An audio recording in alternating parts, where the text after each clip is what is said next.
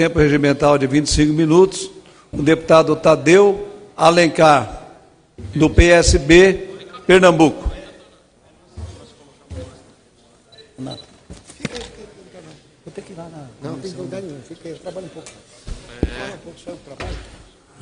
Senhor presidente, senhoras deputadas e senhores deputados, meus companheiros de bancada, deputada Creuza, do meu estado Pernambuco, deputado João Fernando Coutinho, também de Pernambuco, deputado Júlio Delgado, do PSB de Minas Gerais, deputado Flavinho, do PSB de São Paulo, e demais colegas, deputadas e deputados nesse plenário. Já vivemos tempos de maior esperança no futuro do Brasil. Houve momentos em nossa história que pensamos ter dado o salto civilizatório pela conjugação de fatores como crescimento econômico, diminuição das desigualdades sociais, aumento do consumo das famílias, expansão do número de vagas no mercado de trabalho, afirmação de políticas públicas essenciais e de inclusão, todas essas circunstâncias que nos permitiam sonhar com um país mais justo e solidário. Infelizmente, essas perspectivas desvaneceram. Vivemos tempos de recessão econômica, de regressão praticamente de todas as atividades produtivas, com reflexos dramáticos no aumento do desemprego, que alcançou 12 milhões de brasileiros e ao longo de 2017, ao que dizem os principais analistas, devemos ainda ter um aumento da ordem de 1 milhão a mais de desempregados, senhor presidente. Uma tragédia. A par disso, percorremos uma estrada de 2 anos de aumento inflacionário, de juros elevados, déficits bilionários nas contas públicas, a dívida pública batendo em 70% do produto interno bruto. Um cenário de tempestade perfeita para inibir a retomada dos investimentos ansiosamente esperados pela população. Nas regiões mais pobres do país, como o Nordeste brasileiro, as consequências da crise econômica são ainda mais agudas, uma vez que, apesar de todos os avanços dos últimos anos, ainda é a região com os piores indicadores sociais, o que, por evidente, milita em desfavor dos nordestinos quanto aos efeitos da crise, mercê de suas gritantes vulnerabilidades. E coroando de modo perverso esse ciclo nefasto, a senhora que conhece bem, deputada Creuza, as agruras do Nordeste, o modelo federativo em vigor é centralizador e impermeável à desconcentração das receitas públicas, segundo as necessidades de cada região, fazendo com que estados e municípios, entes subnacionais dessa federação de faz de conta, que tiveram aumentadas de forma crescente as suas responsabilidades, em inversa proporção, vejam minguar os recursos necessários ao cumprimento de suas obrigações. Quanto a este ponto, é urgente, inadeável, um imperativo de ordem pública que se possa promover uma discussão honesta sobre o novo Pacto Federativo, que prestigie a equânime distribuição dos recursos públicos, inclusive mirando o abrandamento das desigualdades regionais, e que promova uma harmonização entre as responsabilidades a cargo dos entes federativos e suas respectivas fontes de custeio. Todos sabemos que a voracidade fiscal da União, em todos os governos, terminou aumentando a carga tributária pela via das contribuições sociais, tributos que não são compartilhados com estados e municípios, segundo a baliza constitucional, o que acabou por subverter uma equação que no passado deixava em torno de 30% dos recursos com a União, distribuindo 70% desses mesmos recursos. Hoje essa equação foi inteiramente subvertida, fazendo com que estados e municípios promovam de tempos em tempos a mais ultrajante caravana em busca de recursos junto ao poder central, integrada por governadores, mas em especial por prefeitos.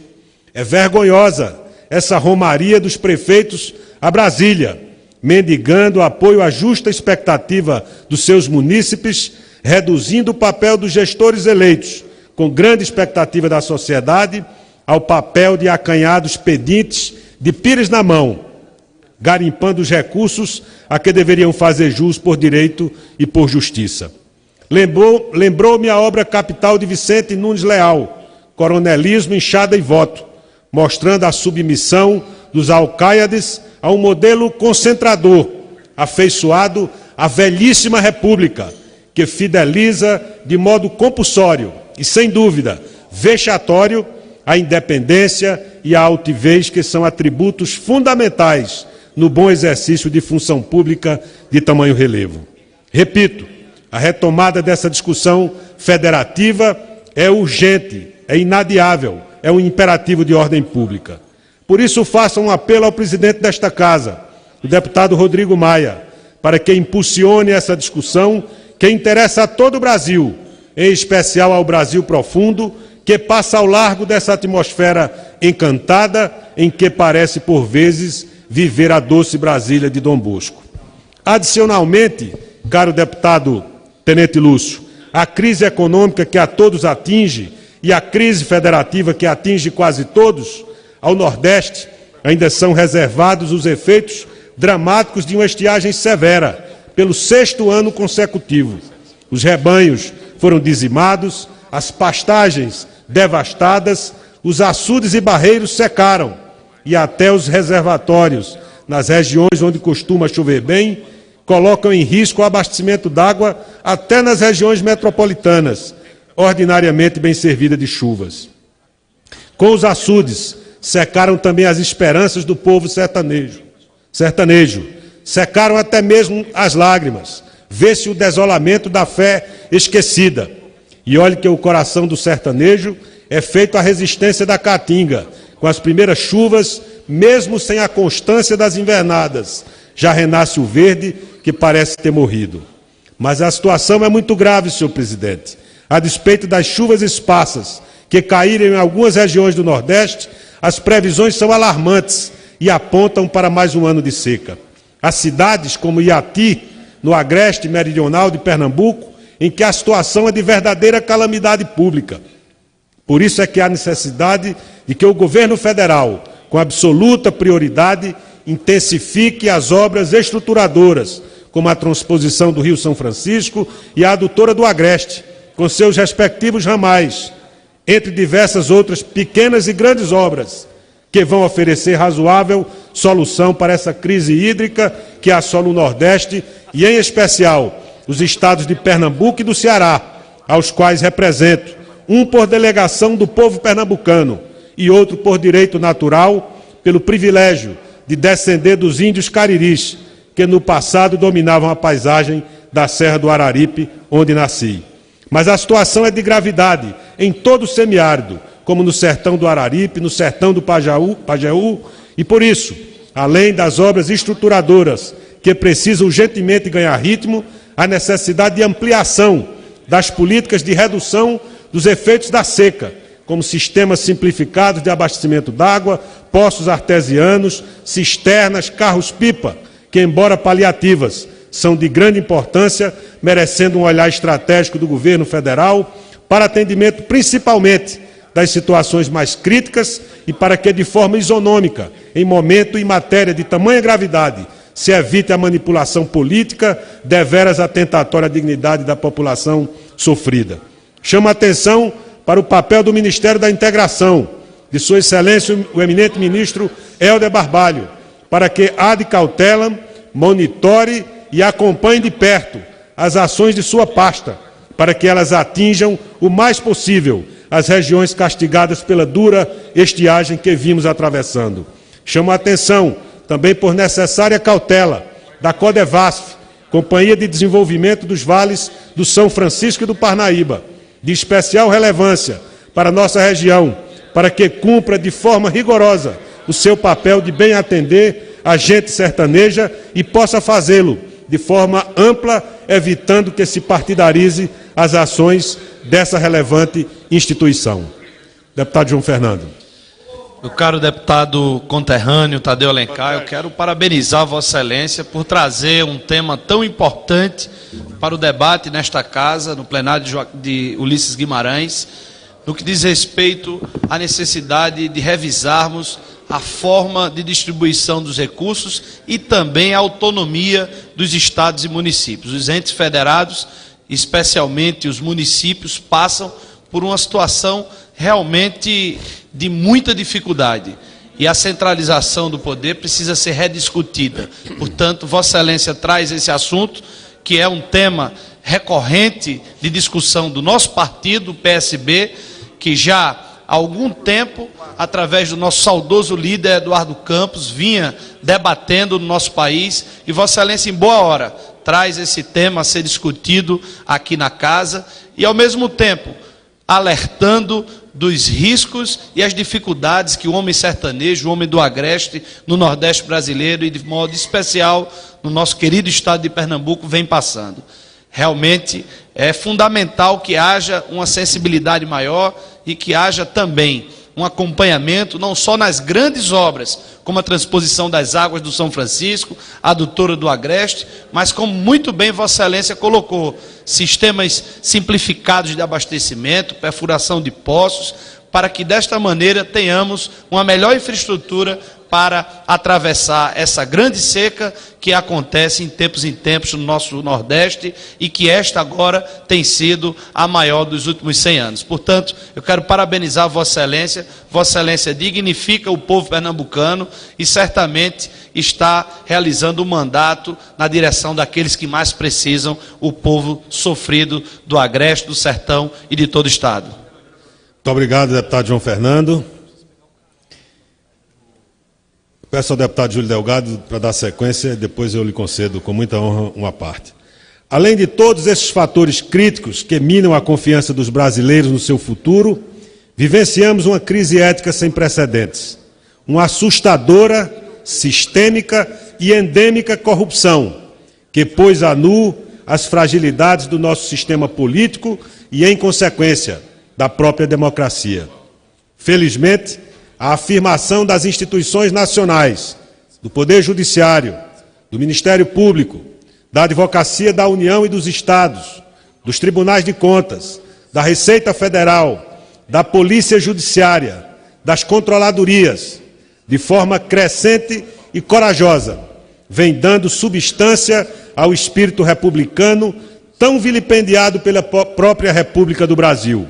E de forma inusitada, vem submetendo, senhor presidente, os poderosos deste país, sejam políticos, empresários, agentes públicos, todos, ao império das leis e da Constituição. Essa é, verdadeiramente, deputado Júlio Delgado, a grande novidade dos dias que correm e os ventos efetivamente renovadores que sopram sobre a realidade brasileira. Assim foi no chamado mensalão, assim se dá na indigitada Operação Lava Jato e em tantas outras atuações do Estado brasileiro em que se evidencia o zelo pelo dinheiro público, pela probidade na administração pública e pela retidão na gestão dos negócios do povo. Desde 2013, que a população foi às ruas, cansada desse cinismo coletivo de muitos que exercem a delegação popular, conspurcando os deveres que deveriam ser observados. Ali, naquelas vulcânicas jornadas de junho, já se pronunciava o clamor da sociedade pela ética na política e pela efetividade da ação dos governos e dos governantes no atendimento das demandas populares. Esse clamor, em larga medida, além, é curial, das infrações formais que lhe deram suporte, foi responsável pelo processo de afastamento de Sua Excelência, a senhora Presidente da República.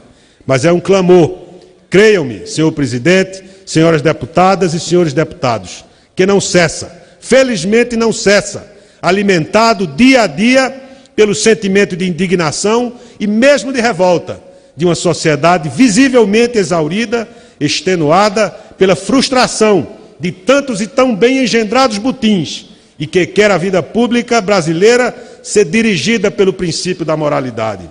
Tão aviltado por essa cultura política patrimonialista, saqueadora, leniente com a corrupção e com os desvios, negligente com a cidadania e com a desigualdade que deveria nos ofender. Eu não tenho dúvidas de que essa cultura, por anacrônica, por transgredir os comezinhos deveres de uma sociedade livre e solidária será radicalmente transformada. Precisamos escolher se vamos contribuir com essa tão desejada transformação ou se seremos tragados por ela. Por outro lado, é de suma relevância que o combate incansável a essa chaga da corrupção não se faça à margem da observância das garantias constitucionais, a presunção de inocência, a plenitude de defesa, até mesmo em benefício da rigidez das apurações. Fragilizar as garantias em nada fortalece o combate à corrupção, rendendo ensejo à invocação de nulidades que podem retardar a marcha irreversível e desejável dos acontecimentos. No ponto, creio ser necessário um breve comentário sobre as 10 medidas de combate à corrupção propostas pelo Ministério Público com apoio popular. Entre necessárias alterações normativas que fortaleciam o combate à corrupção, algumas das medidas ensejavam um caráter autoritário incompatível com a ordem constitucional em vigor, de feição eminentemente democrática. A título meramente ilustrativo, cito apenas algumas delas: o chamado flagrante forjado, o confisco alargado para além do dispositivo da sentença, o dito reportante do bem e alterações limitadoras do habeas corpus, só para ficarem alguns exemplos. Sem contar os avanços aprovados, entre os quais considero da maior relevância a criminalização do Caixa 2. Ora, com todo o respeito, é indeclinável o papel do Parlamento em examinar as proposições submetidas à sua consideração e aprovar aquelas que, a seu legítimo e justo juízo, conferido pela sociedade quando vota, devam ser aprovadas e, em consequência, recusar as que entender indesejáveis, inclusive sob um juízo político de constitucionalidade de tais proposições. E pode fazê-lo, inclusive, este Parlamento, quando se equivocar na emissão de tais juízos, pois remédio há para os eventuais excessos do Parlamento. Não existe essa vaca sagrada que não possa ser objeto de ampla deliberação, senão o Parlamento, que deve ser sempre soberano, ao abrir mão dessa plenitude de avaliação, incorre em injustificável submissão. O Parlamento, embora deva ter sempre os olhos na sociedade, não se deve intimidar diante de qualquer interesse, desde que a sua motivação esteja conformada à ordem constitucional e democrática, que felizmente nos rege. E mesmo quanto ao abuso de autoridade, a necessidade de sua discussão parece evidente, pois qualquer abuso de qualquer autoridade, de qualquer dos poderes e em qualquer grau, sempre repugna a ideia de relação de direito, de relação jurídica, que rege a conduta entre o Estado e os cidadãos, e assim deve sempre ser coibido. Mas, sem dúvida, naqueles primeiros dias de dezembro, erramos de forma grave, menos pelo conteúdo e mais pela forma, mas também por algum conteúdo, quando demos um sinal trocado, sem o devido diálogo com a sociedade, e assim nos expusemos à reação vociferante que, embora exagerada e tendendo à criminalização da política, não podemos deixar de reconhecer que tinha também razão de ser. Daí porque vejo com grave preocupação essa ausência de diálogo entre as instituições, que, de certo, não levará a bom termo. Esse clima de intolerância, de divisão no país, de um conservadorismo assustador, de um patrulhamento que quer aniquilar o debate e que quer fazer acreditar que, na política, todos são regidos pela batuta da indecência. Não nos esqueçamos que foi a política que legou ao futuro do Brasil o fortalecimento institucional, que hoje renova o sangue da nação. Por isso, quem tem responsabilidade política deve apostar no diálogo amplo, o mais amplo possível, que permita encontrar saídas para o grave momento porque atravessa o Brasil. Deputado Júlio Delgado. Nobre deputado Tadeu Alencar, primeiro cumprimentar a Vossa Excelência, dizer que a gente vem aqui nessa aula aprender um pouco, Vossa Excelência, aquilo que tínhamos dito de forma muito simples e abordamos num pequeno expediente, Vossa Excelência nesse pronunciamento de forma elaborada, preparada, irretocável, e traz a elucidação de muitos pontos que estamos vivendo nesse período de mandato que temos convivido aqui. E digo rapidamente, para concluir, dizer a Vossa Excelência com profundidade.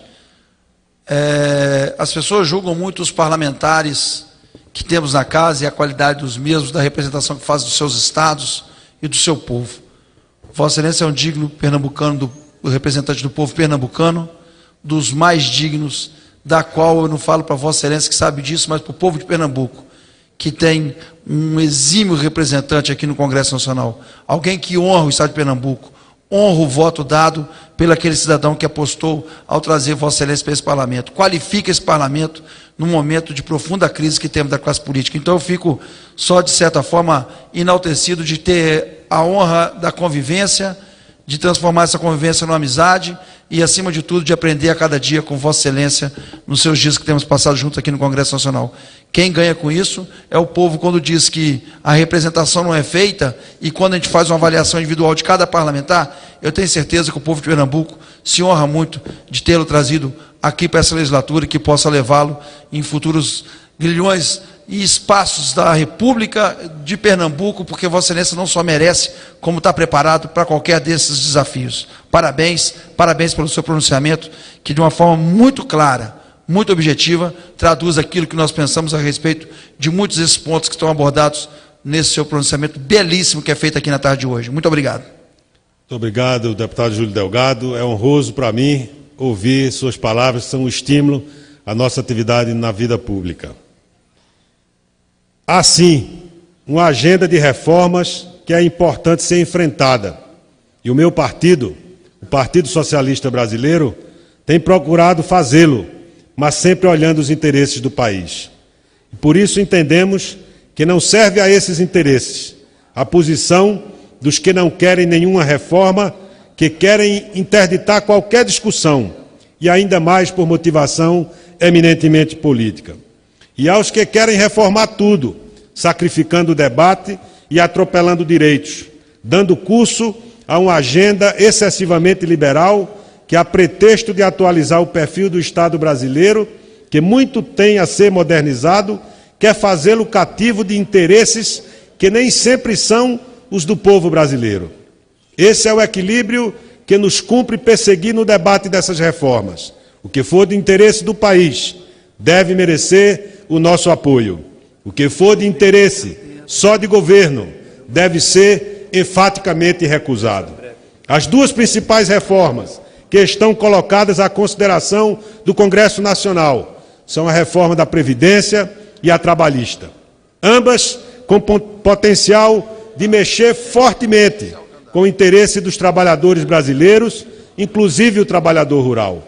Entendemos que a discussão é necessária a fim de conferir sustentabilidade ao sistema de previdência pública e privada e garantir que as gerações futuras recebam de nós um sistema racional e solvável.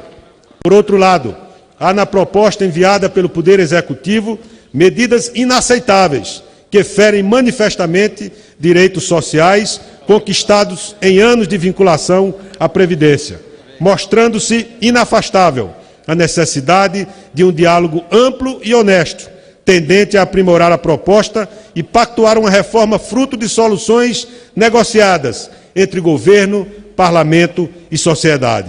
Se essas não forem as premissas, creio que haverá forte resistência popular, que pode até mesmo inviabilizar as reformas que se pretende. Na mesma linha do diálogo amplo é que deve ocorrer a discussão da reforma trabalhista. É notória a necessidade de mudanças nesse campo que possam fortalecer a segurança jurídica e a atratividade para os investimentos. Mas a discussão deve ser serena, ouvindo todos os segmentos envolvidos, a fim de que, em meio a tamanha crise, tenhamos a responsabilidade de ofertar soluções negociadas, construídas sem preconceitos e olhando sempre de forma invariável o que acode aos interesses do país. Esse sempre foi o papel do Partido Socialista Brasileiro, que em 70 anos de história sempre esteve à frente ou ao lado das melhores causas deste país.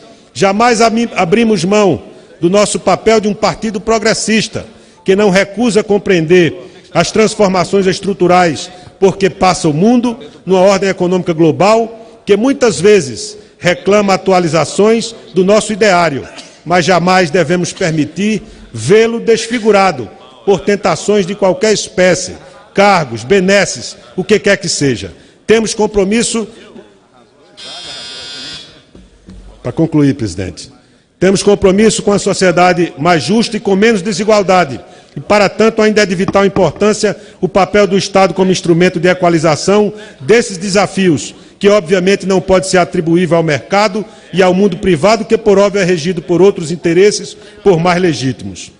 Todas as vezes em que se digladiaram o interesse dos governos e os interesses nacionais, os nossos líderes sempre souberam ratificar a estrutura medular do que nos mantém eretos e combativos. É essa luz que nos vai conduzir à chama de um socialismo democrático, moderno, atento aos desafios dos novos tempos, sem perder de vista os velhos desafios, como o da pobreza, da miséria, do atraso, da falta de políticas públicas que vençam o subdesenvolvimento crônico.